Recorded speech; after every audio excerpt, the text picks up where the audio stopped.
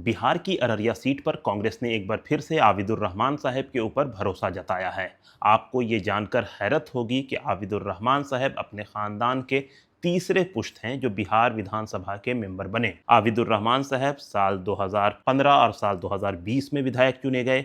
उनसे पहले उनके वालिद 1980 और 1990 में 2 बार विधायक चुने गए। उनसे पहले उनके दादा जान हाजी जियाउर रहमान साहब भी 1952 और 1957 में विधायक चुने गए। लेकिन उनके दादा के बारे में एक और चीज़ है कि वो आज़ादी से पहले भी 2 बार विधायक चुने गए हैं अररिया सीट से, यानी साल 1937 में और साल 1946 में आबिदुर रहमान साहब के दादा हाजी जियाउर रहमान साहब विधायक चुने गए। आबिदुर रहमान साहब जहां अररिया सीट से चुनाव लड़ने जा रहे हैं, वहीं उनके वालिद 2 बार जो कि हाट से विधायक रहे, ना कि अररिया से। वहीं उनके दादा जो 2 बार विधायक बने हैं आज़ादी के बाद, वो अररिया सीट से ही बने हैं 1952 और 1957 में। लेकिन वो 1937 और 1946 में जिस सीट से लड़ रहे थे वो भी अररिया था, अररिया देहाती मुस्लिम हल्का। वहां से वो 2 बार विधायक चुने गए। इसके अलावा 2 और नेता हैं बिहार की पॉलिटिक्स में, बहुत अहम नाम है। एक हसीबुर रहमान है जो 3 बार एमएलए हुए हैं। इसके अलावा एक जमीलुर रहमान साहब हैं जो 3 टर्म एमपी हुए हैं। ये भी आबिदुर रहमान साहब के रिश्तेदारों में से हैं। तो इस तरह से ये जो अररिया का परिवार है